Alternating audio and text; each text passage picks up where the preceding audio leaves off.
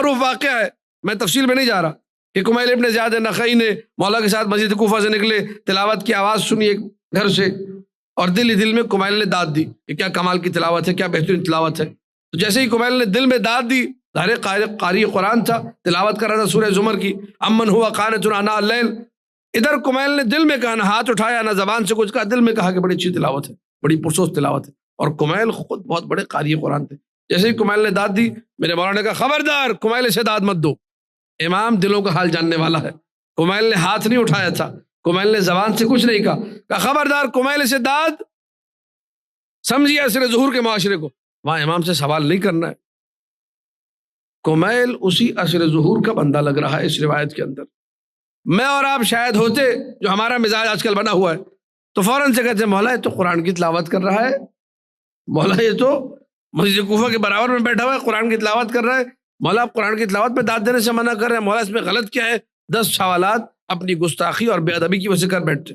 لیکن یہ کمیل تھے، یہ عصر ظہور کا تیار کیا وہ فرد امام کی طرف سے۔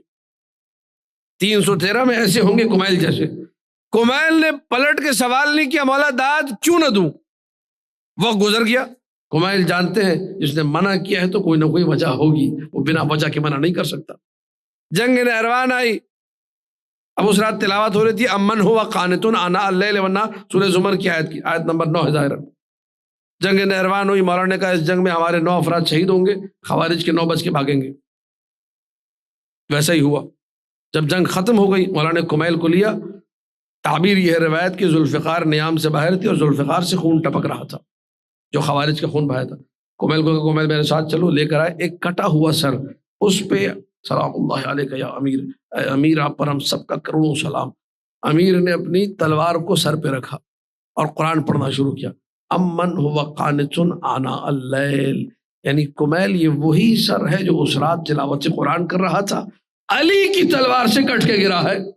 اور توجہ، اس رات قاری قرآن جو تلاوت قرآن کر رہا تھا اس کا سر کٹا کس کی تلوار سے؟ امیر کائنات کی تلوار سے۔ کمیل نے ادھر یہ دیکھا، علی کے قدموں میں گر گئے، سر اپنا، جبین، ماتھا اپنا ٹیکا علی کے قدموں میں، رکھا علی کے قدموں میں۔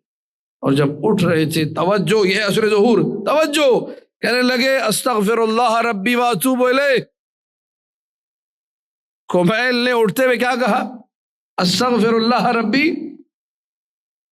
آپ ذرا سوال کیجئے کہ کمیل ابن زیاد نخعی، اے علی کے پہلو میں علی کے دشمنوں کو قتل کرنے والے مجاہد، اے علی کا ساتھ دینے والے، اے خوارج کو قتل کرنے والے، اے علی کی بات ماننے والے، اے مطیع علی، اے علی کے رازدار، اللہ آپ سب کو نجف کی زیارت نصیب کرے۔ کمیل ابن زیاد نخعی کا مزار 10 منٹ کے فاصلے پر ہے، وہاں زیارت میں جملہ پڑھتے ہیں السلام علیکہ یا صاحب السر امیر المومنین، کمیل کی زیارت۔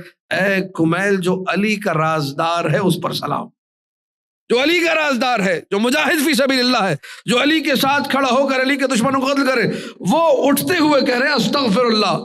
میں کہوں گا کمیل آپ یہ استغفار کیوں پڑھ رہے ہیں؟ شاید کمیل یہ جواب دے، روایت میں نہیں ہے، شاید، یہ بندہ حقیر کے جملے، شاید کمیل یہ جواب دے کہ اس رات میں نے غلطی سے دل میں بھی جو دشمن علی کو داد دی میں اس پر استغفار پڑھ رہا ہوں۔ جو عصر ظہور کا بندہ ہوگا وہ ہلکی سی بھی باطل کی تائید نہیں کر سکتا، وہ ہلکی سی بھی ظلم کی تائید۔